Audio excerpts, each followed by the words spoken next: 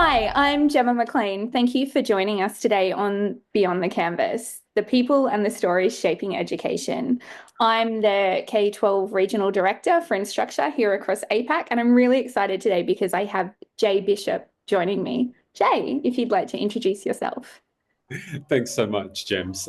My name's Jay Bishop. I am currently the lead teacher for Aoba International School in Japan. We're part of actually one of the first schools in the Asia Pacific region to be offering the International Baccalaureate online.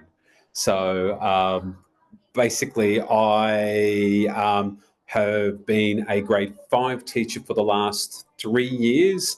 Before that, I was a deputy principal and then also a curriculum coordinator. And I've been tapped on the shoulder for this particular role because they're obviously being a purely online high school program. They're looking for certain skills and pedagogical thinking to actually drive the learning. That's a lot of information there and really exciting, right? Like the fact that they've tapped you on the shoulder says a lot about you. We can obviously hear as well in the background that you are a teacher, so it's legit. We're not playing that in the background. That is real noises. So I think it sounds like that everyone's been let out for lunch break, which is fantastic. Unfortunately, it's been raining here at the moment, so it's one of those reverse situations where, okay, guys, in the cafeteria. So I'm actually booked into one of the quiet rooms, but it's just the nature of schooling, unfortunately. No, that's fantastic. I would have been running around in the background fighting over handball. I can guarantee that. So thank you so much for coming on today's show. The reason why I wanted to have you as one of our guests was because there's been a lot happening. You've been working with Casares in our marketing team around sort of gamification. But before we get to that, I just want to understand what actually drives you. Okay, sure.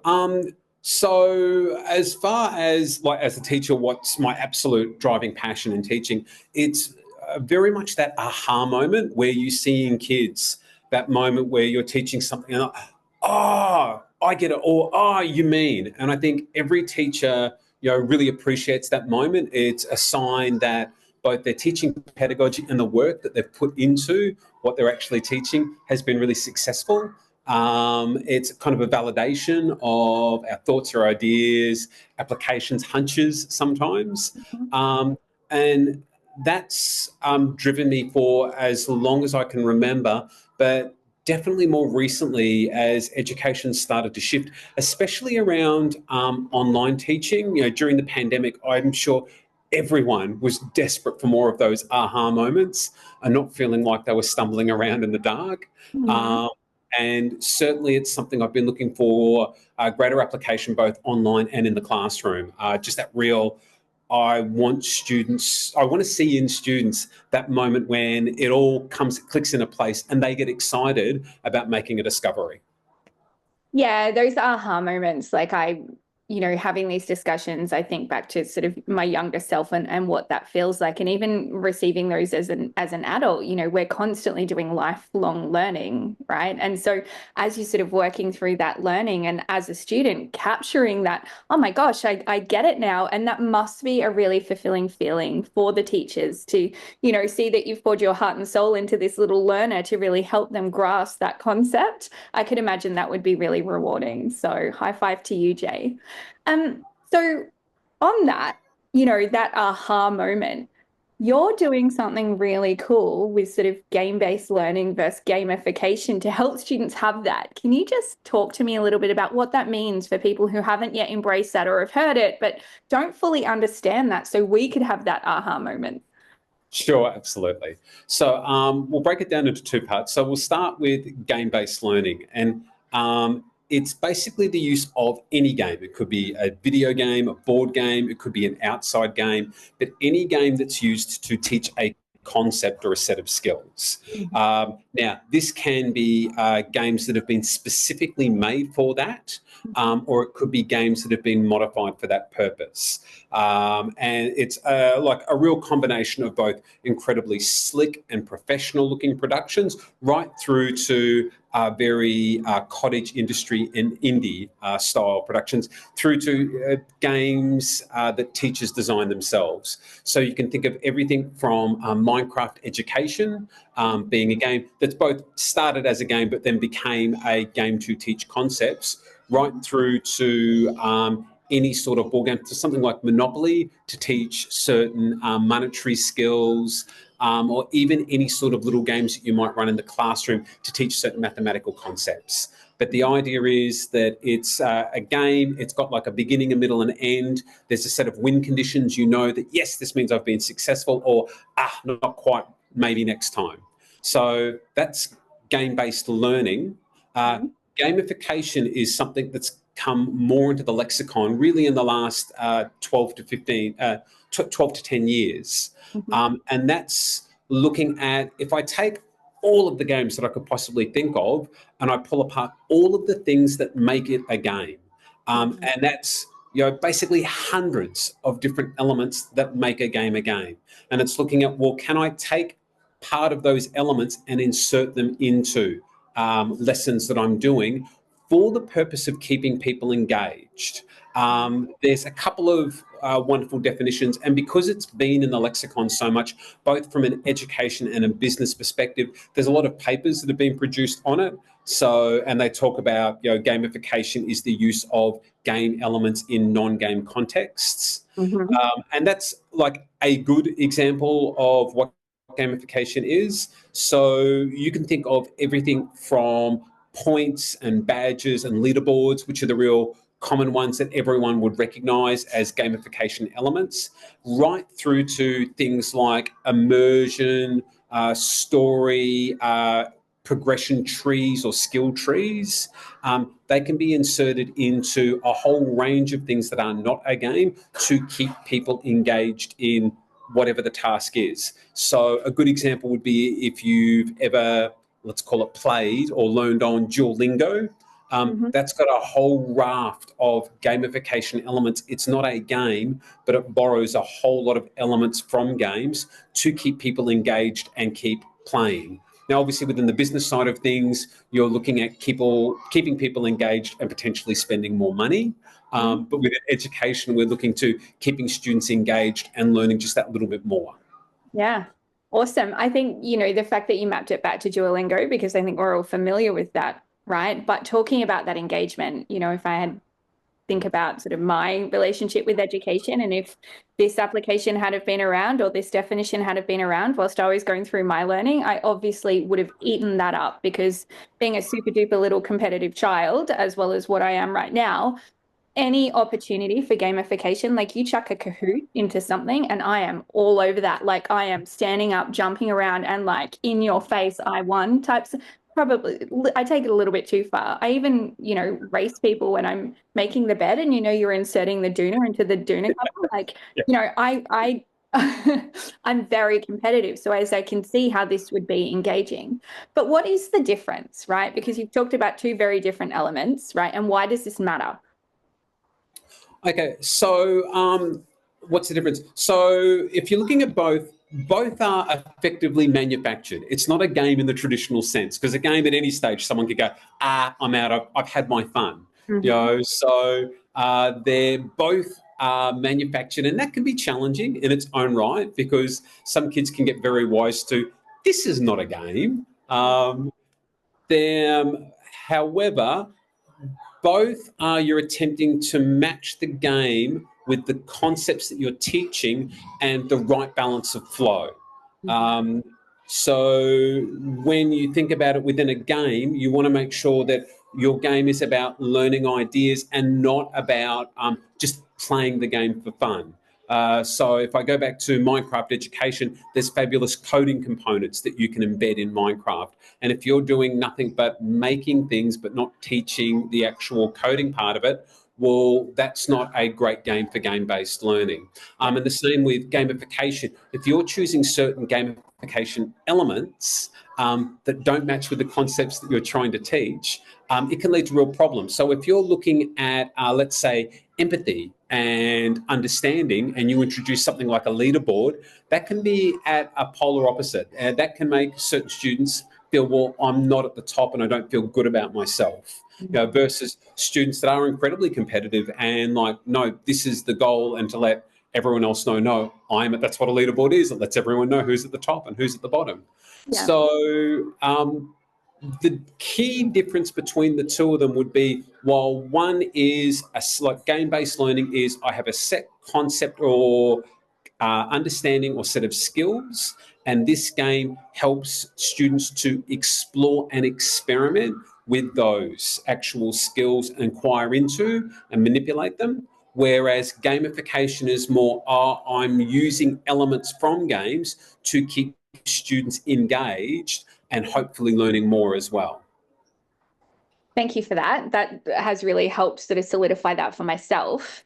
Something you raised a really good point there, right? Around sort of, how that is applied, because I've known that in the past there's been a little bit of resistance to the adoption of sort of gamification and what that looks like and how you apply that.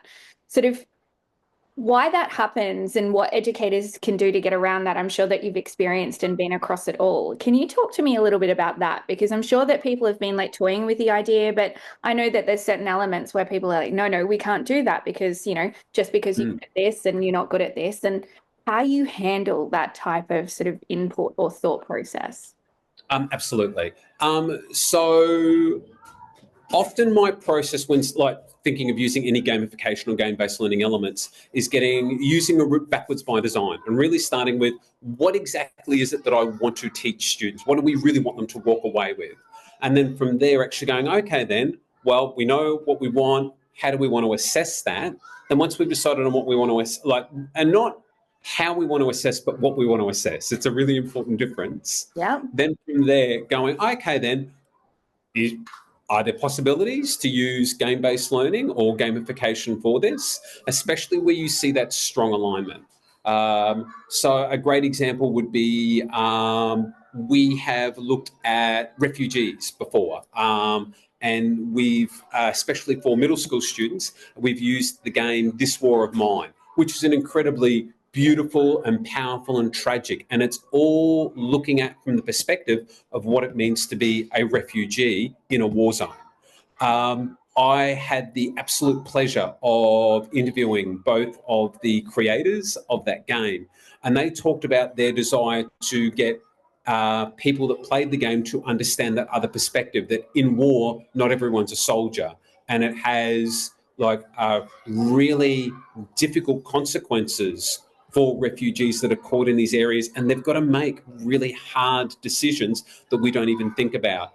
And their end comment to me about what they wanted their driving purpose behind that game to be was that next time, because they came from Poland, and they said that everyone in Poland is affected by war. They've got back in their family history, everyone knows someone, or in their family, everyone has been touched by war. They know what it means. Mm-hmm. So with that in mind, they wanted to create a game that not only ensured that people empathized with the plight of refugees, but also really gave consideration to the consequences of war and what that meant for everyday people.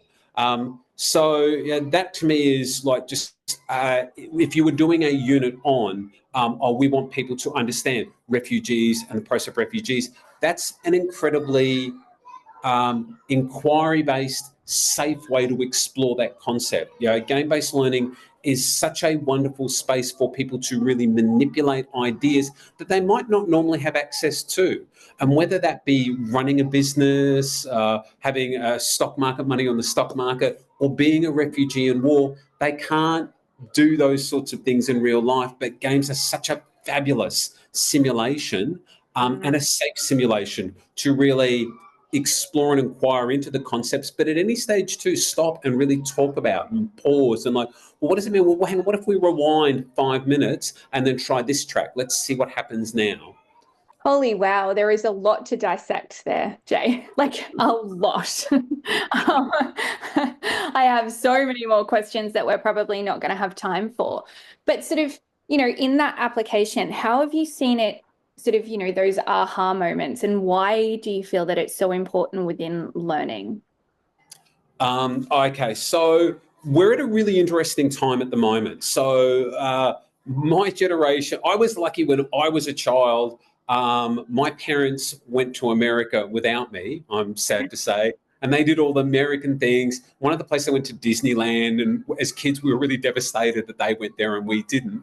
But they came back with a suitcase full of things for us as kids. And amongst those was board games and a video game console. So I'm one of that generation who's kind of grown up with not only board games, but digital games. And we're getting, obviously, games are such a powerful part of our media that students consume. So we've got a group of students who very much, in the same way that I consumed books and TV predominantly as a child, we've got now students who, that is one of their main consumption habits of media.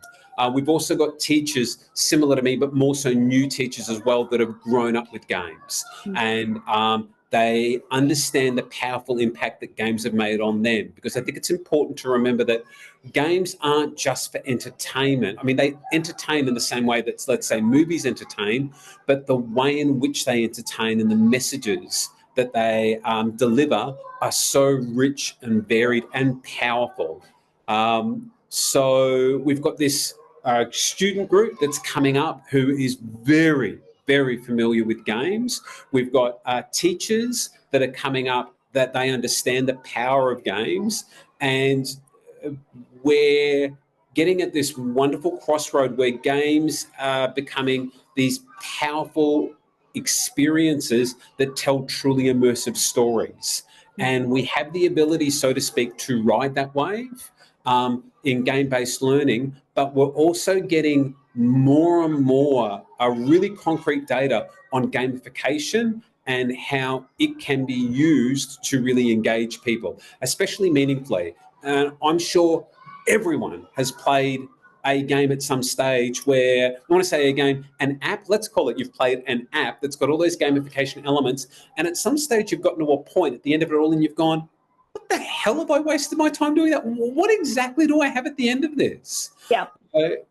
There's so many of those, but they've used very successful gamification elements. We're talking about an industry that spends literally billions of dollars every year just in research alone.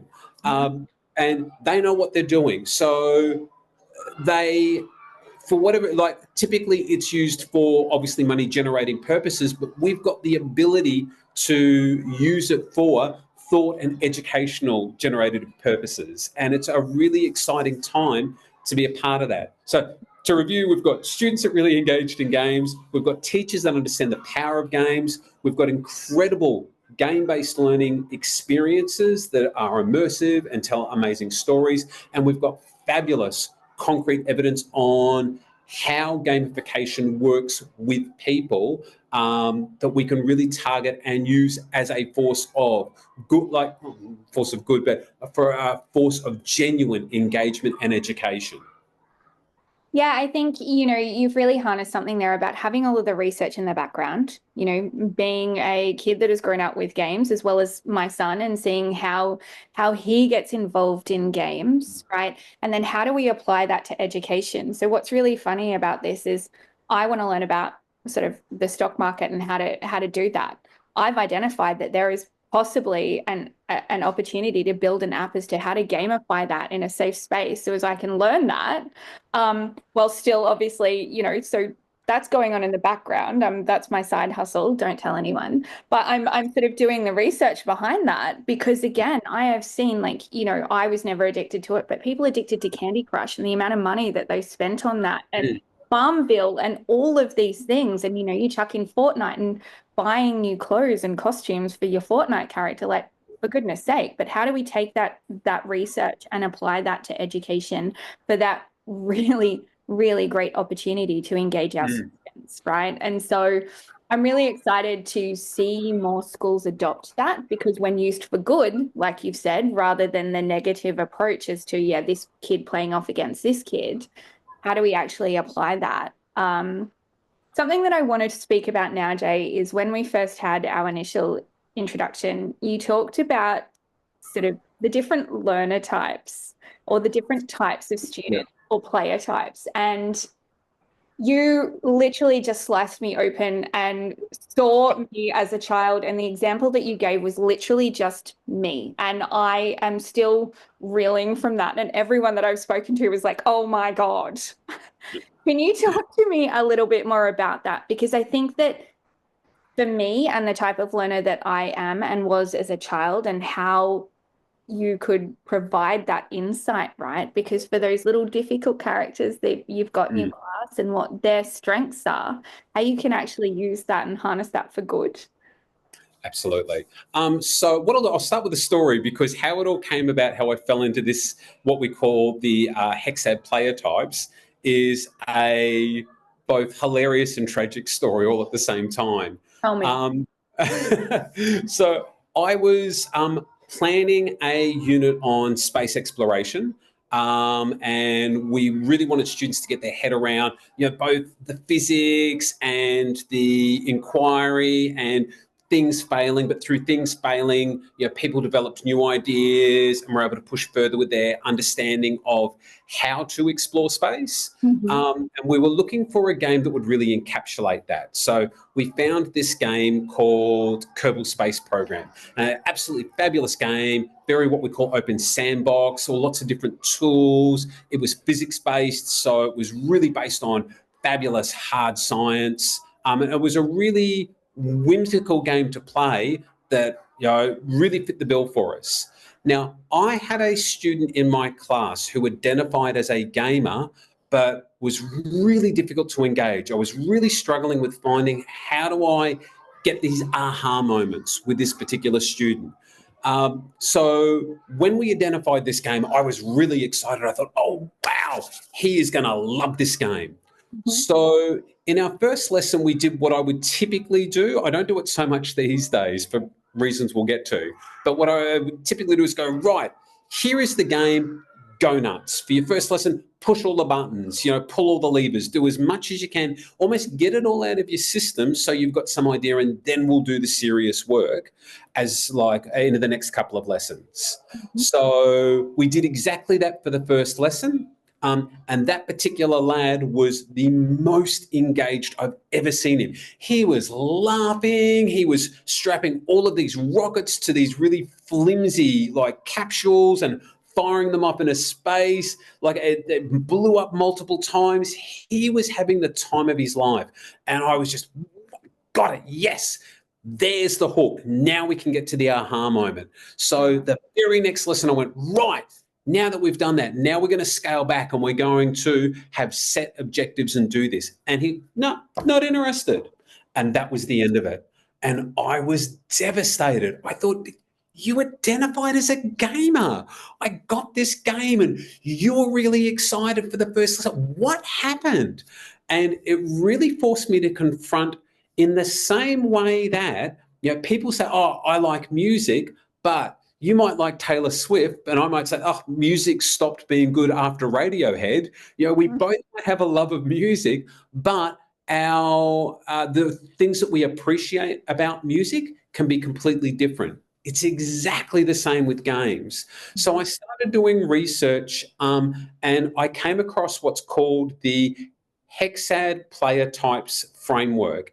And it was designed by a gentleman called Andrei Machevsky, I believe. I'm sorry, Andrei, if you're listening and I've butchered your name.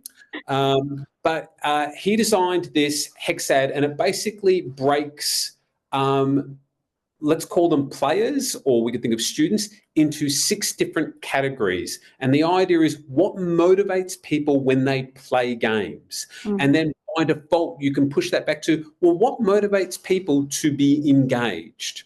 So there's 6 different categories. We took the 6 of them and we modified the language for our students, so that they would go, oh, okay, then I can easily understand what that particular word means. And we created it very much almost like a role-playing game.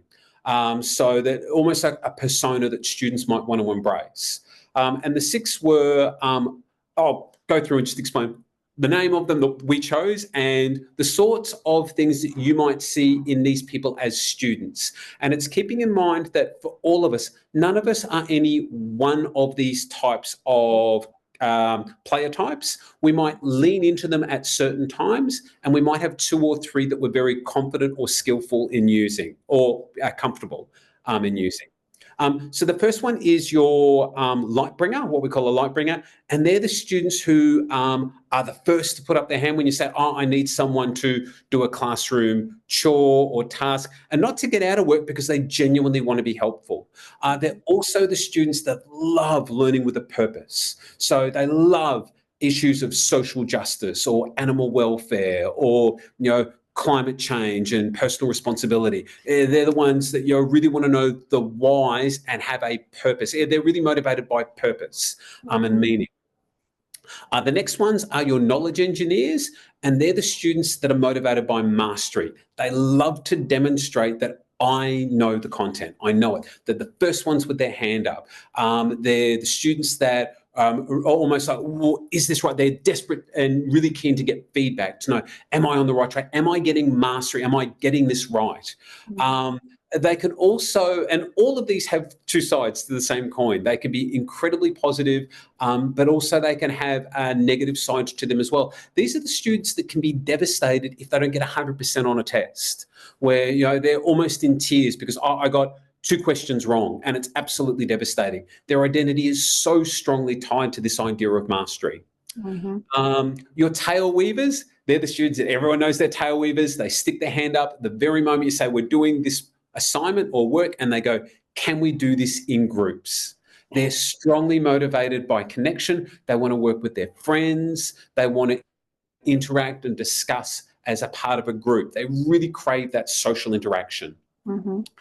Pathfinders are your students who love being creative and exploring ideas. So they're your students that they've got the most beautiful drawing skills, or they love exploring particular tangents when you present an idea, and they go down rabbit holes and find all sorts of amazing information. And it's separate from that knowledge engineer. It's not for mastery, but for discovery. Like they find all those weird and bizarre facts and figures around the topics that you're exploring. So those 4 are very much intrinsically aligned. The next 2 are a little more extrinsically aligned, and every teacher knows these students. So our first one is our treasure hunters, and the best way that I can describe a treasure hunter is try to think of those YouTube videos where you've seen someone that's got a dog on a leash, typically a Labrador, and the dog has decided, I've had enough, and it's just lying down and not moving. And these people are in the middle of typically crowded places. That's what makes the video so amusing. And they're desperately trying to get the dog to move, and the dog is, nothing you are offering me is going to work.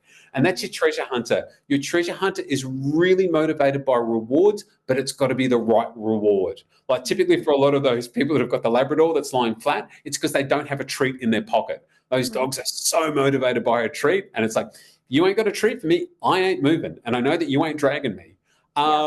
So those students, they're just delightfully wonderful and humorous with their insights, but they're also keenly aware of, what do I get out of this? And what exactly do I have to do to get that? And they will only do that bare minimum unless the reward is greater than what it is. So if you think about like a rubric, and where you might say, oh, this is what you've got to do for a 3, they'll size that up and they'll go, yeah, that's what I'll do. I'll get a 3. And they'll get a 3. They'll know exactly what's got to be done for the rubric. But you're looking at, oh, you could have just done this one thing and pushed that up into a 5. No, not interested. They're the students who do that bare minimum homework if it does not interest them. Or they're the students that are highly motivated potentially by their parents saying, hey, if you get like 3 A's and a B, I'll give you $20. So our treasure hunters, you've got to have a real keen awareness of what motivates them, because they're delightful, but at times they can be so frustrating. And then the last one that we talked about was our spark casters. And spark casters are the same. Every teacher knows their spark caster. They're highly motivated by change, and it can be changing a situation to a way that they like, or a situation's changed and they want to change it back to the way that they were familiar with. And these students, again, they have such a positive and negative influence on the class. And to really describe that, I'll give the example that we talked about. Where I had a delightful student in my class, really beautiful, very bright, very much a spark caster. So there's two situations that came up which really encapsulated for me perfectly what spark casters are all about. So the first one was we had a new student that came into the classroom, and she was really upsetting the classroom norms. So she was gossiping a little bit and kind of upsetting the social balance. So my spark caster came to me and said, Mr. Bishop, we need to have a meeting. She needs to be involved. All these other students need to be involved. We need to address this because it's affecting the class. Now, my immediate reaction was, oh, okay. So what we'll do is, I said to her, okay, that sounds great. I'll be in the meeting and I'll lead it. And she was like, no, I know exactly what needs to happen. So I said, look, I'll sit on the side just to make sure everything's okay. And she was very much there. She said, there's no need to be. I said, no, it's okay. I'll just make sure it's all good. She ran that meeting perfectly. She said all the right things. She referred back to our social norms chart. She talked about how important, how much we value respect in the classroom, and how her actions weren't being respectful for others. It was incredible. I didn't need to say a thing. This girl absolutely nailed it because she had spotted change in the class that was for her not acceptable. And she used all those powers of persuasion, everything at her disposal, to really make sure that, no, this is the way that it needs to be. We need to change back to this way. So that's that really beautiful way. The flip side, on the other hand, and every teacher knows this, it's when a student is not engaged and this work stinks. And they will do everything and anything to change the classroom environment. And that's typically through distraction. That's the most obvious way. And it can be through other ways as well. Sometimes it can be students going, oh, you think you're making me do work. Watch me make you do work today for making me do work that I don't want to do. I will change you and how you address me in this situation. For that same student, and this was like, this example was, it was fairly innocent, but it was also for me at the time, went, ooh, that's something I need to be aware of. So that same girl, my same spark caster, she went out to do some work. It was the end of the school semester. So we were having a little bit of party. She'd gone out to run some errands. She came back into the classroom, and a group of girls, they had already agreed to set up some music in the corner, and they were just playing some music and dancing away to it. Now, she came in and she had, no, I do not like that music. This music needs to change. And I watched her come in, and without batting an eye, she just came in and said, yeah, you know what? I think I know a better song, and instantly changed it over and then started dancing straight away. And it was a dance that all of the girls were very familiar with. So within the space of less than really 5 to 10 seconds, she had them all dancing the same dance, listening to the song that she wanted to listen to. And it was so insightful. It was just that power. She was able to pull all of those strings together to make everyone change to the way that she wanted that change to occur. So those six, and we looked at different models when we're looking at like what really encapsulates what we see in the classroom. And there's some models that have got 4. We didn't feel that really explained enough. There's other models that have got 12, and that's just too much for teachers. We thought the 6 really encapsulated quite beautifully what we were seeing in the classroom. And then what it meant was that we were able to go, right, how do we, when we're planning our activities, make sure that we've got a real balance that caters for all of those 6 player types? It's just so insightful, Jay, because I think, to your point, every teacher knows sort of they're able to identify who their students are, right? And who's going to be there. But the fact that you have captured those elements and sort of, yes, the positive and also the negative, and then how to plan for that to make sure that the class, you can't please everyone all the time. We understand that, right? But how you're able to really critique that and sort of model that to support or at least capture elements of each of those students. For me, when you told that story, it was just, where was this when I was at school? Because I felt so seen in both a positive and a negative way, because it was just like, if my teachers had identified that I was a spark caster, I probably could have been better managed in the classroom Mm. and also better engaged, right? And my relationship with education probably would have been different, And those two different stories that you told, I was just like, oh, was her name Gemma? Like, so, so real. I think I still do both of those things as an adult, to be honest. How do you see what we've talked about thus far kind of really meld in with what you're doing with Canvas across your institution, right? And sort of, how are you sort of like, I guess, bringing all of that together, even your little sort of types of students? How do you bring that all together and sort of what's the sentiment across the school? So there's a couple of areas. Some of them are really boring and some of them are really exciting, but all of them help. So one of the key ones is accessing data. It's just amazing the amount of data that we're able to access on the web on our platform, and it means that we can look at everything from things like badges, where we've got badges for work and who's accessing what badges, and students can then also see that same work. But it also means that we're able to look at even things like page views and really get a feel for what are we seeing in the classroom, what are we seeing on Canvas, and what's really making a difference here? Like where do we need to perhaps tighten things up, or what do we need to change, or what do we need to promote even more? So that's our first one, where we really see just some fabulous data that is boring, but again, it gives that validation that, yeah, we're on the right track, or, oh, we've just got to change things a little bit.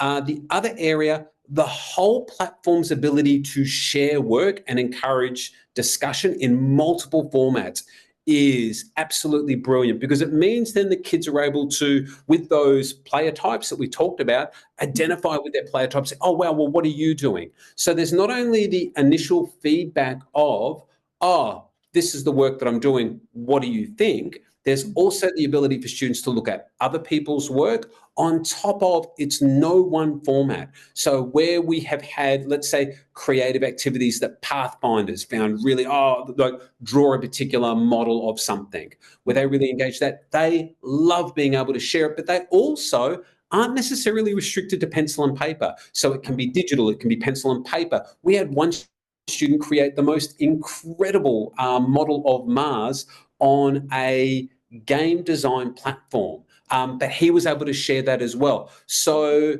being able to put it all together all at the same time and generate these really fabulous discussions and encourage students to look at it. And some of the feedback that we got was, I love the fact that we can see other people's work, because it helps us to understand if we're doing the right thing as well. So that's just absolutely wonderful for Canvas. It does a really wonderful job there. The incorporation of gamification elements such as badges, it does so easily. Now, admittingly, there's some external apps like Badger to integrate into the system to do that, but it makes it incredibly easy to do. And again, students get that really quick turnaround of feedback.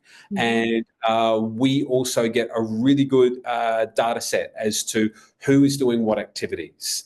And then finally, just the overall creation of lesson sequences that reduce friction and lead to better aha moments. I should say, when we talk about friction, when we use gamification, it's effectively to lessen the idea of students not doing what we want them to do. If we'll talk more about like where to go after this for people that are interested. But things like a course called the Make It Toolkit really goes into this idea of understanding like motivations and gamification elements to reduce friction in some areas to get students to do something, or increase friction in some areas. And Canvas does a wonderful job at empowering teachers to put together lesson sequences and activities that do both that, all with the goal of making those aha moments easier to come to. Yeah, I think, when you talk about badges and sort of like even the digital credentialing and those types of things, right? I can remember I had a discussion back in 2016, which is quite a long time ago when sort of this kind of idea was first coming into education, and we were all like, oh, that's not going to take off. And now when you look at it, like, in the ability to be able to sort of even just build pathways, right? So, showing students as to, if you do this, you also get this. So, and how they all thread in, and how you build that into Canvas to create that really engaging learning. And then there's a reward at the end, right? So who doesn't love receiving a reward? But then also how that flow happens to support the teachers as well, right? Because we talk about administration burden, and really creating that sequence and supporting the teachers to build that, and almost giving them a license to be a little bit innovative and creative as well. Can you talk to me a little bit about the sentiment of Canvas throughout your teachers? Probably the most powerful thing with using that innovation to bring others along in the journey is collaborating with other teachers. Yeah. There's nothing more powerful than finding like-minded individuals to share both discoveries, ideas, successes, and failures. And again, the Canvas platform does a wonderful job at enabling that for teachers. I was lucky enough the last 3 years working as a grade 5 teacher to be part of, there were 3 other grade 5 teachers, a learning support teacher, and then all our specialist teachers. And to be able to come together for everyone to come together and actually share, this is what we're doing and how do we plan this out, both in real time and then to look over it. Just really, really powerful. And so easy to actually be able to give feedback, suggestions, advice, and just see it grow over time. So without a doubt, that idea of innovation, bringing others along in the journey, collaboration, but systems that allow for ease of collaboration is probably the first and foremost thing. And if you can't find that immediate collaboration, it's then finding sources of inspiration to actually empower you to try the innovation. For myself, I've talked about 3 that have all been absolutely exceptional, and strangely enough, all of them have been innovators, but none of them have been educators, as in school teachers working in schools. So I talked about the Hexad Player Framework by Andrei Machevsky. That was just, and he wrote the book, Even Ninja Monkeys Like to Play. That was just an excellent book introduction into the player types. I talked about the Make It Toolkit by Massimo Geno, and he looked at gamification, and he's classified it into 15 different groupings that you can use your gamification, let's call them snippets or elements, and actually group them accordingly. And then thinking back to, how do those elements motivate people? So you're matching the right motivation with the right gamification element to the right concept or skill that you're trying to teach. Yeah. And then the last one that really has helped me think about gamification, game-based learning as innovation is Mark Brown, who's on YouTube and runs Game Makers Toolkit. So, and that program is all about how game designers create games and the crossover for how teachers create lessons, because obviously the crossover is that idea of engagement and motivation. He does an absolutely brilliant job. So using those specifically for gamification, game-based learning, combined with all of my pedagogical experience, has been the best way to actually really innovate within the classroom. I really love the fact that you've sort of taken all of these things that aren't education based with your previous knowledge, applied them together, and I'm tagging that of, innovation in the classroom and bringing others along on the journey, right? Because it's that thing of, you are not alone as a teacher. Sometimes I'm sure it can feel very lonely. And then how do you drive those aha moments, and how are you doing that all together? Right. And then if you've proven it over here, then surely that can at least be attempted and applied over here. So that collaboration space, I think, is really, really important, particularly with technology. And the platform like Canvas, sort of like leveraging Canvas Commons and the discussion forums and giving teachers like a safe space to try things and how to easily share that content. It sounds like you guys have really nailed it. So I'm high-fiving you. Because I think for me, something that I love about, and the reason why I wanted to sort of do Beyond the Canvas is I'm hearing about all of these little snippets across so many different themes, and they're all just coming up organically around how our users are leveraging the platform to get the best out of it, but also to make it work for them. And things that when it was probably first developed, we hadn't even thought about was a possibility, right? And so I really wanted to spotlight what you were doing. And then I think gamification is certainly something that should not be sort of people should not be scared of it. They should be looking to embrace it because we've seen how it can sort of be embedded in my child's life, and also their child's lives, and how you can actually take all the good that that has and apply it to education. So, Jay, thank you so much. This has been so amazing. I definitely want to know more about those player types. I'm sure that there is going to be a lot more people that pop up and want to know more about that. When you were talking about them as well, I was thinking, well, you said that person is not just one, and those different elements that feed into that. I was, yeah, aligning with some of those, not all of them.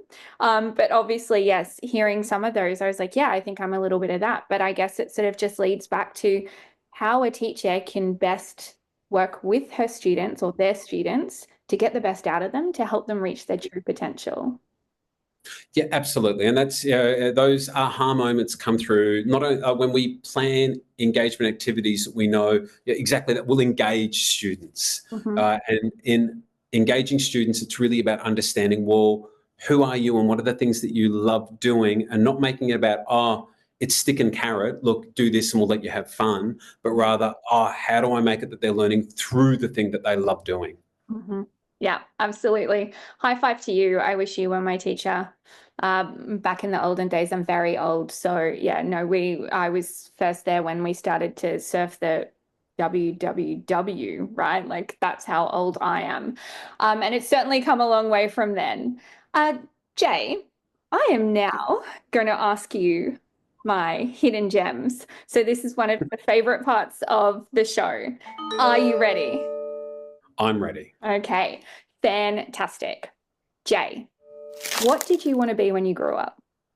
Oh, wow. So there was a couple of things that I had in mind, and they were all influenced by different things, which is quite hilarious.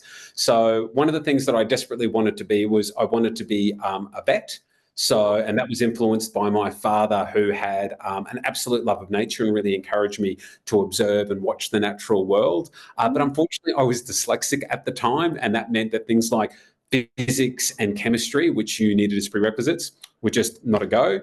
So I also really loved art, and I actually started my teaching career as an art teacher. So I really loved getting messy, especially involved with things like ceramics. Uh-huh. Um, and then I went through another stage after, and this is dating me, watching the movie Backdraft about firefighters, and I desperately wanted to be a firefighter. So Nice. There are all very different elements into what made you up. And so how did you then take all of those things and now end up where you are, right? Because I obviously the creativity flair comes through. You couldn't hide that one. We could see that one a mile away. How did you end up here? Oh man, it's really the full. I'll try and give you the condensed version. Yeah. As I said, very much an undiagnosed dyslexic as a child, Yeah. and this was before dyslexia was a thing. So Mm-hmm. my mum knew something was up, and she put me through all sorts of testing because just learning wasn't happening. And I still remember one of the tests that came back said, "Oh, Jay's got a comprehension level 2 years above where he currently is." But his writing ability is 2 years behind. So there was this 4 year gap, and it just crushed me. Yeah. So it meant that, that academic side of things, I just was not good at because it required, before the WWW, everything to be written down. And I just could not do that. Mm-hmm. So after I graduated, the two areas that I was quite strong in were biology, mainly because of the practicals, and visual arts. Mm-hmm. So I studied visual arts part time and then full time for 5 years. But I also did a lot of youth work, especially with churches at the time. So once I completed my advanced diploma in arts, I then thought, oh, maybe I'll go somewhere and do some community service work. I got offered a position with a church in South Australia. I went down there and I started also working after school care because I still love just engaging with young people. And I remember my girlfriend at the time said, what are you doing with all of this, after school care work? I was explaining, I said, I love it. It's really great. I enjoy it so much. And at this stage, I had started studying school counselling because I thought I'm not good enough to be a teacher, but maybe I could do school counselling. And she looked at me and said, why aren't you studying teaching? I said, my spelling's terrible. And it's still to this day, makes me very nervous when I've got to write things down. I said, my spelling's terrible. I couldn't, possibly stand in front of a group of kids and write things on a board. And she just rolled her eyes and looked at me and said, Jay, how hard is it to spell cat or dog?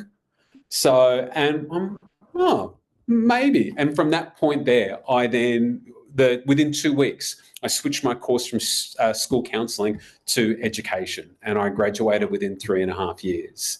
So that was that progression, and now that's led into a whole lot of things to the point now where I'm a lead teacher for Aoba International School. That story makes my heart so happy. Thank you. I'm so glad that we sort of drilled down into that a little bit more. I'm so thankful to your girlfriend for, calling you out on that, and high five. I'm so glad that you're a teacher. My next question is, if you had one superpower, what would it be? Oh man, I thought about this a lot. And I have got this terrible habit of rumination. We talked about different sides to the same coin. And when I'm ruminating really well, I love thinking about, I could do this and I could do that and plan, and all of those ideas branch out like a network of roots from a tree. But the flip side is when you get stuck on something negative, oh man, I really have a terrible habit of ruminating. So if I had a superpower to be the rumination man, just taking my headspace out and inserting it into someone not even someone, something that looks happy. So whether it's a bird sitting on a wire, we can swap places for a while. And I'd be happy to do that for anyone that had the same problem. Just that instant swap with someone else or something else, Yep. just to really get that calm space. And then, okay, yeah, I think I'm ready to go back now. Yep. Rumination, man, I love it. I think there's a tagline there. But also I think that there is power in both of those things as well, right? Because you recognize it. So you kind of have that power. So good on you. You're already there. You're like they walk among us. And lastly, what is your favorite thing, or what do you love most about Canvas? Well, I'm going to put it down to two things because one is for me and one is for the students. And I've talked about both of those things. So the thing that I love about Canvas is just the amount of data that you can pull up and really drill down to. It's one thing when students say something, it's another thing when you can really see it in numbers and you can see those trends. So I really do love that because it's a real, for me, sense of validation. Like a good example is I had one student who on average was going through about 200 page views per week. And I know that that can be on, off, but we're getting about that for all of our coursework. And then when we really started ramping up gamification, she exploded into over 1,000 page views per week while we were doing it. So to be able to see that and see where she was looking and what she was doing and the tasks that she was completing really gave us just fabulous, not only information, validation for what we were doing, and we knew that we were making a difference for her. So the other thing that I love is the structure for students to share their work and ideas and comment meaningfully on it as well. Like, again, that's just something that the kids have really grown to love, and I really value because they really see it as a source of pride to not only get their work up, but then to look at other people and go, oh, how are they doing it? And then commenting, I love what you did. So we'll often set up, once you put up your work, go and find two other people's pieces of work that you really like or see something in it that you think is really interesting and comment on that. So its ability to create that classroom community, culture where we can really bring students up, I really do value that as well. It sounds so supportive.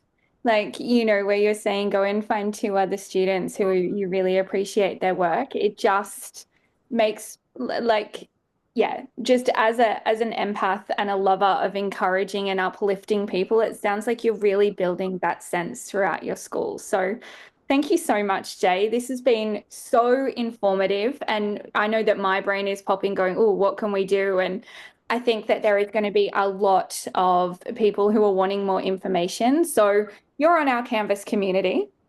And Yeah, yes. we are gonna flag you and talk about that. You can find me. I am Gem, K-12 Hype Girl. So again, I'm thinking off the back of this, people are gonna have a lot of questions, and so we'll absolutely find out those three people that you have called out and those resources. But thank you so much, Jay. You are amazing, and thank you for all that you do and for innovating. Thank you so much for the time. I really appreciate it. And I'm only too happy to reach out to anyone who's got questions in this regard. High five. Thank you. Thank you so much.